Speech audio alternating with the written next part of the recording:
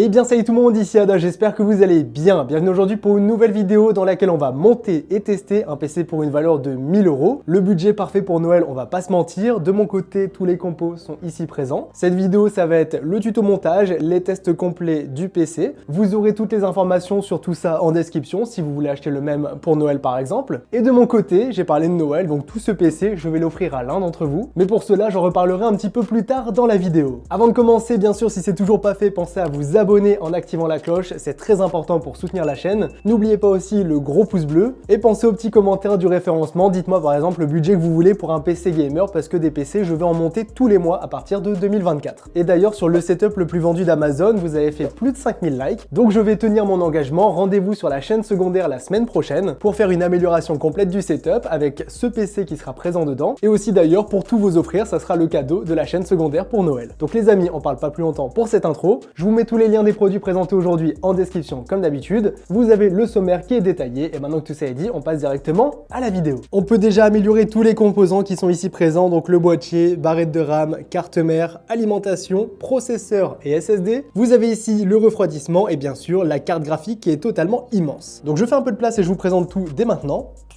Bon voilà, c'est un peu mieux, on commence directement avec le processeur. Donc le processeur, on est chez Intel, vous le voyez, avec le i5 12400F. C'est un bon petit produit, très franchement pour son prix qui est de 160 € actuellement, il est parfait. Donc niveau du packaging, ça ressemble à ça. Et le processeur, il est caché juste ici. Alors une fois la boîte vidée, on retrouve directement tout cela. On a la notice qui, mise à part pour le stickers, ne sert à rien. On a ici présent le ventirad d'origine Intel qui a été amélioré par rapport aux dernières générations. Par contre, c'est toujours pas le top. C'est pour ça que celui-ci, on va pas en tenir compte parce que j'en ai acheté un autre. Et pour finir, le processeur est juste ici, donc le i5 12400F. Ici, on est sur un petit sticker 12 threads extrêmement bon pour du gaming, mais aussi un peu de multitâche. Et franchement, le rapport qualité-prix de ce produit est excellent. Vous reverrez ça directement pendant les tests. Maintenant, pour ce qui est de la carte mère, on est sur ce modèle. On est sur du Asus. C'est un modèle Prime B660 Plus en DDR4. Donc DDR4 LGA 1700 compatible avec notre processeur, bien sûr. Elle n'est pas extrêmement chère, donc pour notre budget, ça ira parfaitement bien. Tout à l'heure, je vous en ai parlé, donc le ventirad, on est sur du Thermal Ride avec le modèle Assassin X120R SE. Celui-ci, j'en ai parlé énormément sur la chaîne, vous le reverrez juste après pendant le montage. Très franchement, pour refroidir un 12400F, il vaut 23 € et ça suffit largement. Niveau barrette de RAM, on est ici sur de la DDR4. Là, j'ai pu prendre un kit de 32 Go, c'est des 3600 MHz casse 18, mais j'ai eu des promotions sur ce kit, donc il est tout à fait possible que par rapport à 1000 € de budget, on soit obligé de mettre 16 Go et non 32. Dans tous les cas, si on peut mettre 32, c'est un confort supplémentaire. Mais 16 Go, ça suffira amplement pour du gaming. Ensuite, pour ce qui est de l'alimentation, elle est juste ici. On est chez MSI avec une MAG A650BN. C'est du 80 plus bronze non modulaire. Ça fera clairement le travail pour notre config. Il n'y a pas besoin de plus. Notre immense carte graphique, elle est juste ici. Donc la RX 6800. Celle-ci, j'en ai énormément parlé. Son prix a bien baissé. Et c'est d'ailleurs pour ça qu'on peut l'accueillir dans un PC à 1000 €. Donc concrètement, pour jouer en 1080p Ultra et 1440p Ultra, c'est une carte qui sera extrêmement bonne. Le SSD, il est juste ici. On a 1 Tera de Crucial P3+. Entre temps, le SSD ont un petit peu augmenté. Donc ça sera peut-être un P3 classique et non plus, donc avec des vitesses un peu moins bonnes, je verrai ça sur les prix finaux. Et pour finir, le boîtier, il est juste ici, on est chez MSI avec un 112R qui est vraiment excellent. Je précise que ce boîtier m'a été fourni par MSI, donc c'est le seul élément que je n'ai pas payé pour cette configuration, mais pour être transparent avec vous, j'avais prévu de le mettre et en fait ils me l'ont fourni pour une ancienne vidéo et comme le produit était arrivé en retard, je l'avais pas utilisé et j'avais utilisé un autre produit. Donc je précise, celui-ci je l'ai pas payé, par contre c'est quand même celui que je vous recommande pour cette config PC, parce qu'il est mesh avec 3 ventilos en façade et un ventilo derrière, donc vous verrez que pour 80 €, c'est extrêmement bien et il est super joli. Maintenant que vous avez vu la config du PC, on va tout de suite passer au montage. Donc le montage, vous allez voir, ça va aller très vite. C'est super simple. Franchement, si vous n'avez jamais monté de PC, c'est un très bon PC pour commencer à monter des PC. Et vous verrez, le monter, ça sera vraiment une formalité. Et en plus, c'est super satisfaisant, vous allez voir ça. Donc pour commencer le montage, on attrape la boîte du i5 12400F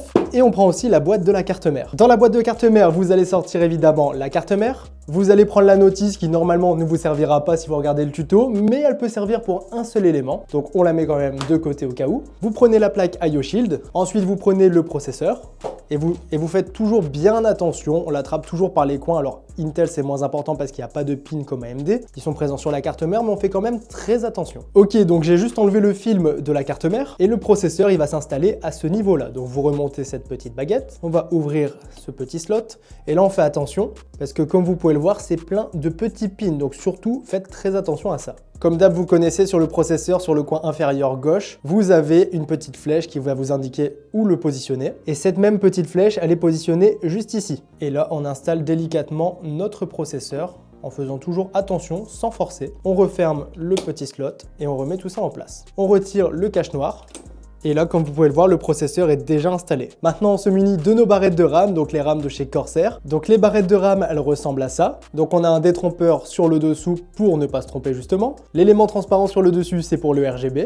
Et sinon, voilà, ça se présente comme ça dans l'ensemble, c'est extrêmement simpliste. Niveau installation, ça se fait juste ici. Vous voyez qu'on a des slots qui sont noirs ou gris. Et donc nous, on va s'intéresser au gris clair. Donc les deux en gris clair vont accueillir nos deux barrettes. Surtout, n'allez pas mettre les RAM côte à côte ou quoi que ce soit. On laisse bien un espace entre les deux. Sauf si vous avez bien sûr 4 barrettes. Donc là sur les cartes mères Asus, on a juste ces petits loquets à remonter et ceux-là on ne peut pas, ils sont fixes. Vous voyez qu'on retrouve de nouveau le détrompeur juste ici, exactement le même que sur la barrette. Donc pour la positionner, ça se passe comme ceci, vraiment très simple. Et ensuite on appuie des deux côtés simultanément pour l'insérer. Je refais la même chose avec la deuxième barrette. Donc là regardez, on peut même actionner le côté gauche. Et ensuite, regardez, vous allez voir que le petit loquet va remonter de lui-même du côté droit. Pour vérifier si c'est bien installé, vérifiez simplement qu'ici c'est bien remonté, qu'il n'y a pas un jeu. Et si c'est pas le cas, vous rappuyez pour que ça se referme vraiment bien. Donc là, état des lieux, on a le processeur, mais aussi nos barrettes de RAM qui sont déjà installées. Vous voyez que pour l'instant, c'est vraiment très simple. Et maintenant, on va directement venir dévisser ces deux petites vis. Alors moi, je vous conseille de prendre un petit kit de tournevis. Je vous mettrai un lien en description si vous n'en avez pas encore. Mais voilà, ça vaut pas grand-chose et ça nous permet de monter le PC vraiment simplement. Et tant qu'on est dans l'outillage, je me sers aussi d'un tournevis cruciforme classique. Donc pour monter un PC, il y a juste besoin de ça et d'une pince coupante pour les serre-câbles si on fait un cable management. Donc là, comme je vous l'ai dit, hop, on vient dévisser les deux vis, rien de très sorcier. Et vous voyez que le SSD va se positionner juste ici. Et pour ceux qui n'ont jamais vu un SSD, voilà, c'est tout petit, hein, ça fait à peu près la taille d'un pouce. Pour installer le SSD très simple, on a de nouveau un détrompeur comme les barrettes de RAM et on va venir le brancher là-dedans. Voilà, vous voyez que là il est remonté, on le descend. Et là au niveau des vis, bon, de base on a la vis dans la boîte de la carte mère, on a aussi une vis qui est fournie avec le SSD. Mais là on va simplement remettre les deux vis qui étaient présentes à l'origine. Mais avant cela, on n'oublie pas d'enlever la petite protection ici en plastique. Et là on remet simplement le support au niveau des vis. Et on vient le revisser tout simplement. Donc là les amis, on a beaucoup avancé, on a le processeur, les barrettes de RAM, mais aussi le stockage qui est déjà installé. Maintenant il va nous rester une seule étape, c'est au niveau du refroidissement, donc là le ventirad. Donc on se munit de la boîte. Dans la boîte on va retrouver le radiateur qui est juste ici, voilà, sans les ventilateurs, c'est assez bizarre, c'est vraiment un radiateur. Et ici on a toute une tripotée de vis et de branchements. Là on a un petit ventilateur qui va bien sûr venir se fixer ici. Donc là on commence par ouvrir cette petite pochette. Donc la première étape, ça se passe avec ce petit élément. On va directement venir décoller ces deux petites bandes blanches. Au niveau de l'installation, en fait, on va venir le positionner derrière et ça va ressortir juste ici au niveau des 4 petites vis. Donc là, vous voyez à l'arrière. Vous voyez qu'on peut venir directement déplacer légèrement les vis. Donc là, de mémoire, on doit les mettre les plus à l'extrémité possible. Et niveau de l'installation, ça se présente comme ceci. Donc là, vous avez les 4 vis juste ici. Vous les avez juste ici aussi. Et là, on vient simplement le positionner, le coller là où il est censé être collé. Et là, ça y est, vous voyez, on a des emplacements pour venir mettre des vis. La deuxième étape, c'est de venir positionner ces petits cylindres. Donc on en a 4, comme ceci. Ensuite, on attrape ces deux petits éléments métalliques qu'on va venir positionner comme ceci. Et ensuite, on insère les 4 vis.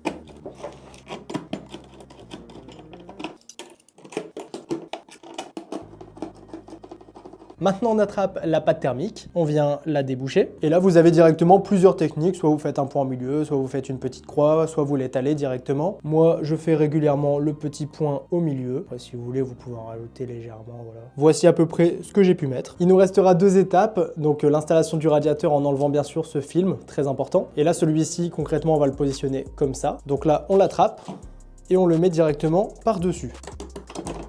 Et une fois qu'il est bien positionné, on a de la visserie, donc on visse un petit peu à gauche. Ensuite, on vient un petit peu visser à droite. On visse surtout pas un seul côté d'un coup, puis l'autre côté, parce que sinon, ça va pas le faire. Donc là, on visse bien le côté droit. Et comme on a déjà commencé le côté gauche, là, on peut le visser à fond. On vient finir de serrer au niveau du côté gauche. Voilà. Et là, ça y est, le radiateur est installé. Maintenant, il nous restera ce petit ventilateur à venir positionner. Donc là, on desserre le petit serre-câble. Et là, niveau du positionnement, on va mettre les câbles qui sont juste ici.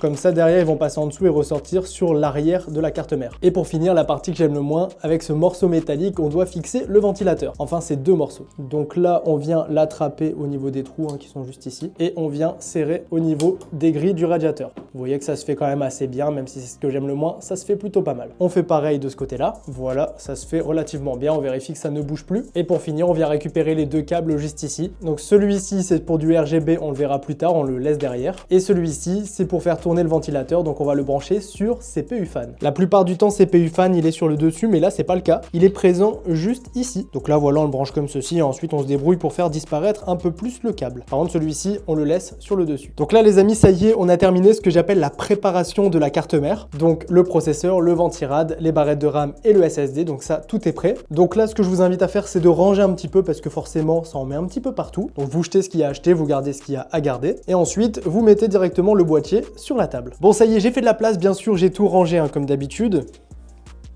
Et pour ce qui est du boîtier, on enlève la vitre en verre trempé, on enlève tout ce qui est à l'arrière. On récupère aussi sur l'arrière la visserie, et ça on la met de côté. Et maintenant on va installer la carte mère. Donc pour cela, on prend directement la plaque IO Shield que je vous ai dit de garder de côté tout à l'heure. Donc le sens c'est celui-ci avec les 3 petits ronds vers le bas. Et on la positionne directement en dessous du ventilateur. Ça vient simplement se clipper. Sur la face arrière, ça ressemble à ça. Alors on met le câble du ventilateur un petit peu sur le dessus pour pas qu'il vienne gêner. On essaye de le bloquer comme on peut. Maintenant on vient positionner la carte mère. Alors on vérifie simplement les entretoises. Vous voyez ici, on a 1, 2, 3, 4, 5, 6. Et donc sur la carte mère, il va manquer celle-ci et celle-ci qu'on va respectivement visser ici. Donc les entretoises, elles sont là-dedans. Bon, surtout ne faites pas ça, hein. Mettez ça dans un bol ou je sais pas où, mais évitez de faire comme moi. Hop, on récupère les entretoises, là, ici, vous le voyez. Et on vient les serrer juste ici, de préférence avec un embout fait pour. Que là, vous voyez qu'à la main, c'est un peu compliqué. On fait la même chose avec la deuxième. Et pour bien visser, j'ai pris un truc qui ressemblait à peu près dans ma petite boîte à vis juste ici. Et j'ai oublié, il faut une dernière entretoise ici. Donc là, ça y est, les entretoises sont toutes positionnées. Maintenant, on peut directement attraper la carte mère et on va pouvoir directement la positionner à l'intérieur du boîtier. Pour ce faire, on aligne bien tous les ports sur l'arrière. On met les trous en face des trous. Donc là, vous voyez, sur l'arrière, on est bon. Et maintenant, on vient mettre quelques vis à droite à gauche. Et ensuite, bien sûr, on les met toutes dans le boîtier. D'ailleurs, les vis à utiliser, c'est celles-ci. Vous voyez qu'elles sont légèrement plates. Donc moi, je mets toutes les vis et ensuite, on enchaîne avec la suite. Donc là, ça y est, les amis, la carte mère est bien positionnée dans le boîtier. Vous voyez, elle a pris sa place. Ça y est, c'est debout. Toutes les vis sont posées. Maintenant, il nous reste concrètement 3 étapes. La première, c'est d'installer l'alimentation. Elle va se mettre juste ici. C'est ce qu'on va faire. La seconde, c'est de faire tous les branchements des câbles, que ce soit ceux du boîtier ou alors ceux de l'alimentation. Et la dernière, ça sera l'installation de la carte graphique juste ici. Et ensuite, le PC à 1000 € sera déjà monté et prêt à être testé. Bon, maintenant, vous attrapez ce gros bloc d'alimentation. Donc, ça ressemble à ça pour ceux qui ne connaissent pas. Vous voyez qu'il y a le bouton on-off. Et derrière, on a tous les câbles qui vont pendre tout simplement parce qu'elle n'est pas modulaire. Au niveau du positionnement, donc ça se met juste sur la face arrière. Et ici, vous voyez qu'il y a un ventilateur qui se met vers le bas. Là, dans notre cas, on le fait juste glisser comme ça, voilà. Et ensuite, on a uniquement 4 vis à positionner. Et les vis, c'est celles-ci qui sont fournies avec le boîtier, mais aussi avec l'alimentation. Donc là, ça y est, comme vous pouvez le voir, l'alimentation est connectée. On a juste un amas de câbles derrière. Mais niveau du rendu, ça ressemble à ça. Pour ce qui est du câblage, je vous le rappelle, j'ai fait une vidéo sur ma chaîne secondaire dans laquelle je vous ai présenté les câbles un par un. Et du coup, vous savez exactement à quoi correspond le câble et où il va se brancher. Donc là, je vais simplement faire un rappel. Je vais vous dire quel câble il faut prendre et je vous montrerai après où il se branche. Et comme je vous l'ai dit tout à l'heure, il y a 2 parties pour les câbles. Il y a ceux-là, donc ça c'est les câbles de l'alimentation. Et il y a tous ces câbles-ci qui sont les câbles qui correspondent au boîtier. Et en plus de ça, on a un petit module pour les ventilateurs juste ici. Donc les câbles boîtier et ventilo, ils se branchent tous. Je vous montrerai les branchements que j'ai fait après. Et les câbles de l'alimentation, là vous n'êtes pas obligé de tous les brancher. Donc celui-ci, vous allez le brancher, c'est pour connecter la carte mère. Vous allez en brancher un comme celui-ci directement pour alimenter les ventilateurs RGB. Vous allez en prendre un pour le CPU et vous allez prendre le PCI Express. Pour le coup, le dernier comme ça, parce qu'il y en a 2 comme ça, eh bien il ne sert à rien. Donc celui-ci, vous pouvez aller le cacher tout au fond. Donc moi je m'occupe de brancher tout ça et ensuite je vous montre le résultat. Et bien sûr, si vous ne comprenez pas tout, allez voir la vidéo tuto. J'ai pris 25-30 minutes pour tout vous expliquer dans une vidéo dédiée au câble. Comme ça, pas d'excuses pour rater le cable management. Ok les gars, là ça y est, c'est vraiment bien avancé. Il nous reste une seule étape, la carte graphique. Avant cela, je vous montre quand même là où on en est, à quoi ça ressemble et surtout comment brancher les câbles. Donc déjà le PC en lui-même, il ressemble à ça. Donc je vous fais le tour des câbles. Alors le premier ici, c'est celui du CPU à brancher en haut à gauche. Vous en avez un ici à brancher sur le adressable RGB. Le gros câble ici, c'est celui de la carte mère. Ici, c'est les USB 3.0 juste ici. Vous avez le petit front panel à brancher. Celui-ci, si vous le branchez mal, par exemple, le bouton power qui est juste ici ne fonctionnera pas. Pareil pour le bouton restart, etc.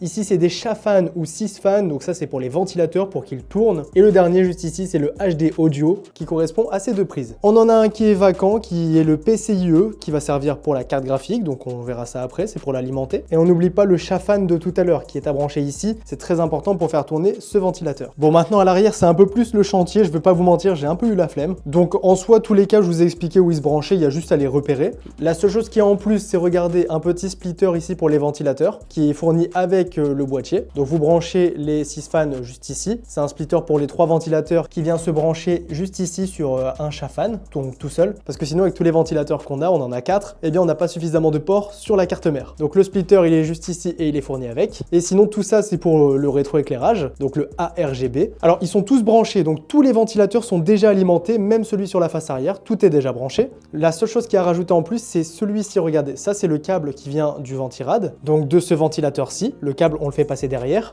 et on va le brancher juste ici. Et ça permet d'avoir la synchronisation du rétroéclairage du boîtier, avec du coup des ventilateurs MSI, mais ça va quand même se synchroniser avec notre ventilateur du ventirad Thermal Ride, et vous verrez que ça sera super joli. Donc ce que vous pouvez faire, c'est déjà l'alimenter et l'allumer un coup pour voir si tout tourne correctement, ou alors vous continuez le tuto, et maintenant on passe à l'installation de la carte graphique. Alors la carte, elle est là, elle est immense, on est ici sur la RX 6800, très bonne pour jouer en 1080p, mais aussi en 1440p Ultra, voire même un petit peu, c'est écrit juste ici, en 4K. Bon, alors à savoir sur cette carte graphique, c'est qu'elle est absolument immense, ça passe, j'avais vérifié bien sûr les dimensions, tout pile sur le boîtier, à même pas 1 cm près. Ici j'ai une 7800 XT, voilà, elle est immense, je vous dis. Ici j'ai même ma 4090, et vous voyez que ça passerait au millimètre dans mon boîtier. D'ailleurs, regardez, si on le fait passer comme ça, bah ça passe pas. Voilà, ça passe pas, on va devoir être un petit peu contorsionniste, mais ça, j'y reviendrai juste après. En tout cas, voilà, sachez-le, si vous prenez un autre boîtier, faites super attention aux dimensions, parce que la carte ici, elle est immense. Bon, du coup, pour installer cette fameuse carte graphique, on va directement appuyer ici, comme pour les barrettes de RAM. Voilà, c'est pour déverrouiller. Maintenant, vous voyez que si on positionne la carte graphique dans le boîtier, on doit enlever ici 2 slots. Donc, c'est pas le premier, c'est le deuxième et le troisième. Regardez, quand je vous dis qu'elle passe tout pile, c'est vraiment tout pile. Bon, là, on a encore un petit peu de marge. Donc là, hop, on se munit d'un tournevis. On enlève ce petit support. Hop, on enlève le deuxième et on enlève le troisième. Voilà. Alors maintenant, la carte graphique, on pense bien à enlever évidemment tous les plastiques. Ça devrait être satisfaisant. C'était pas du tout satisfaisant. Bon, je rappelle quand même que tout ça, je l'offre à l'un d'entre vous, hein, donc restez à l'affût, j'en parle à la fin. On déverrouille bien le slot aussi de la carte graphique. Pour le coup, je vais allonger le boîtier même en vidéo et je vous conseille de l'allonger. Souvent, je vous le laisse debout, mais je vous conseille de l'allonger. Là, moi-même, je vais l'allonger. Et maintenant, on se débrouille pour faire passer la carte graphique. Donc, il suffit de l'incliner un peu et ça passe plus ou moins. Voilà. Maintenant, on l'aligne bien avec le slot. Donc là, voilà, vous la mettez bien derrière. Et une fois que c'est aligné, on appuie. Voilà. Donc là, vous voyez, ça bouge encore. Donc surtout, laissez-le bien allongé. Vous voyez ici, c'est passé à vraiment pas grand-chose. Hein. Regardez, on passe un peu plus d'un doigt. Et maintenant, on vient mettre 2 vis. Donc là, voilà, j'ai mis les 2 vis. Hein. C'est le même que la carte mère. Maintenant, vous voyez que la carte, voilà, elle ne bouge plus, même si elle est super grande. Et maintenant, on vient l'alimenter avec le câble d'alimentation qu'on avait laissé traîner. Hop, donc là, c'est connecté. Après, bien sûr, libre à vous, hein, vous mettez un serre-câble, vous faites ça bien. Mais dans l'ensemble, voici à quoi ça ressemble. Ça y est, le PC est monté, il est terminé. Là, en gros, il reste les finitions, donc on remet le câble, on fait bien le petit câble management, les serre-câbles. Pareil à l'arrière, si vous êtes motivé, n'hésitez pas à faire le câble management. Moi, pour le coup, j'ai pas trop le temps, donc je vais me contenter de faire en sorte que ça ferme, hein, tout simplement. Ensuite, vous refermez tout tranquillement. Et maintenant, ce que je vais faire, c'est tout de suite alimenter le PC. Hop, c'est alimenté, on met sur on. Ok, donc les amis, vous êtes prêts? C'est parti.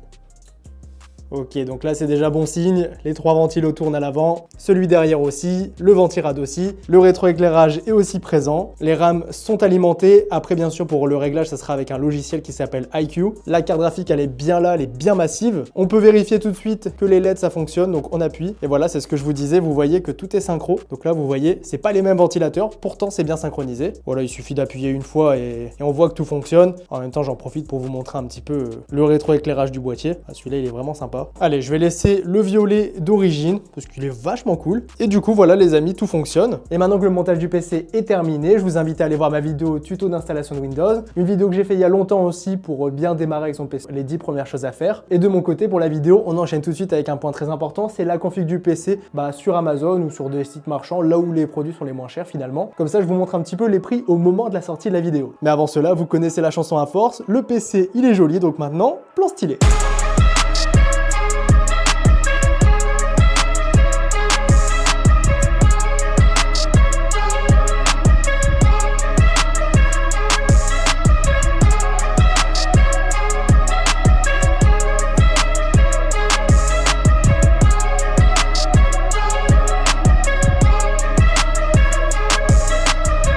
Bon, ça y est, vous l'avez vu, le PC il est là, il est beau, il est joli et maintenant je vais tout de suite vous parler des prix. Et pour cela, on se retrouve directement sur Amazon, site sur lequel j'ai acheté tout le PC. Donc pour commencer, le processeur ici, le 12400F, on est sur un budget de 157 €. Les frais de port sont inclus et c'est vraiment un prix qui est correct par rapport aux performances du processeur. Ensuite, pour le refroidissement, vraiment pas cher, je vous le dis, 21,90 €, vous avez ce petit thermal ride. Vous allez voir durant les tests qu'il refroidit extrêmement bien et en plus de ça, vous l'avez vu, il est joli. La carte mère, c'est celle-ci, la B660 de chez Asus, pour un budget de 146 €, c'est pas mal. Je trouve ça un petit peu cher quand même, les B660 en général, et d'ailleurs il est possible que je mette une B760 en description en bonus si jamais j'en trouve une moins chère. Pour ce qui est des barrettes de RAM, ici je suis revenu sur du 16 Go de RAM, donc 2x8 3200 MHz en K16, c'est toujours les Corsair RGB, c'est les mês, sauf qu'on a uniquement 16 Go de RAM. Niveau du prix, on est sur un budget de 52 €, et si vous voulez 32 Go de RAM, là on est à 82 €. Faut savoir que je les ai achetés durant la Black Friday Week et forcément j'ai eu des remises. C'est pour ça que je suis revenu à 16 Go de RAM. Pour ce qui est du stockage, c'est pareil, ils ont tous monté niveau du prix. Donc le P3 Plus que j'ai utilisé est à 70 €, le P3 classique est à 60 €. Je vous mettrai les deux en description, mais pour respecter le budget, je vous conseillerais plutôt de prendre un P3. Après, si vous voulez des vitesses un petit peu plus rapides, le P3 Plus pour 10 € supplémentaires, je trouve que c'est très correct. La carte graphique maintenant, donc si on veut une carte graphique AMD, on est sur un budget de 439 €. On ajoutera 10 € de frais de port et ça nous fera la petite RX 6800 pour un prix que je trouve vraiment correct. Moi c'est pareil, je l'avais acheté avec des promotions à 400 €. Là elle est revenue à son prix, alors faut savoir que j'ai eu un prix soldé qui était vraiment bon. Là on arrive sur 450 € pour cette carte graphique, ce qui est vraiment pas cher par rapport aux performances qu'elle embarque. D'ailleurs les perfs, vous verrez ça juste après. Si vous voulez une carte graphique Nvidia, vous pouvez tout à fait partir sur celle-ci, la RTX 4060 Ti. Là on est sur du 430-440 € en moyenne, c'est une petite MSI Ventus que je vous ai trouvé. Et je vais un petit peu regarder ce qui se passe en Allemagne si jamais j'en trouve une un petit peu moins chère. Si c'est le cas, je vous mettrai le lien en description également. D'ailleurs ce qu'il faut savoir au niveau des cartes graphiques, c'est que la AMD sera meilleure dans tous les domaines, 1080p, 1440p ou 4K. Donc si vous voulez faire uniquement du gaming, prenez très clairement celle-ci. La Nvidia peut être intéressante si vous comptez faire du gaming mais aussi du stream, des montages vidéo, tout simplement parce qu'elle est équipée d'un très bon encodeur. Vous avez AV1 et pour le stream vous avez aussi NVENC. Donc pour ce genre d'utilisation, je vous conseillerais plutôt des cartes graphiques Nvidia, et uniquement pour du gaming, cette carte graphique AMD que j'ai testée et qui, vous allez voir, est vraiment excellent. Pour ce qui est du boîtier, on a une petite rupture de stock, rien d'affolant, vous inquiétez pas, je l'ai trouvé ailleurs, mais ici on est sur un budget de 80 €, donc c'est exactement le même. Alors sur Amazon il y a une erreur dans le titre, de toute façon pour l'instant il est en rupture de stock, mais pas de souci, je l'ai trouvé aussi chez Rue du Commerce pour 80 €. Faudra rajouter par contre 5 € de frais de port. Pour finir, l'alimentation, c'est exactement celle-ci, la A650BN de chez MSI. On est ici sur un budget total de 68 €. Le prix total du PC au moment où je tourne la vidéo et avec tous les composants que j'ai présentés, donc les 16 Go de RAM et le Crucial P3, ainsi que la carte graphique AMD qui est un petit peu plus chère que la carte Nvidia, on arrive ici sur un budget de 1040 €. Je sais que je vais réussir à gratter un petit peu les prix pour se rapprocher des 1000 € au maximum, et d'ailleurs si vous prenez la carte graphique Nvidia, j'en ai déjà trouvé une en promotion qui vous permettra d'arriver vers 1015 €. Donc voici pour ce qui est du PC vendu directement sur Amazon. Très franchement pour moi c'est l'un des meilleurs PC qu'on puisse se faire actuellement, donc en fin 2023 mais aussi pour tout le début d'année 2024. C'est un super bon PC que je vous ai fait là, donc je vous mets tous les liens en description, et maintenant que vous connaissez la config en détail, on passe tout de suite au test du PC. Donc pour les tests, bien sûr je n'ai pas fait de 1080p, je suis tout de suite parti en 1440p, donc une résolution au-dessus. Si vous comptez jouer en Full HD, il n'y a aucun problème avec ce PC sur tous les jeux en ultra, ça sera des performances plus élevées que ce que vous allez voir. Après c'est un PC qui est tout à fait capable de faire tourner tous les jeux en 1440p ultra, et c'est tout de suite ce que je vais vous présenter. Ok les gars, c'est Yada du montage qui vous parle. J'ai fait une petite erreur au niveau des tests, donc j'ai bien testé le bon PC, ça c'est pas une erreur. Par contre j'ai pas changé sur Afterburner, regardez en haut à gauche, c'est écrit Ryzen 7 5700X plus 7800 XT.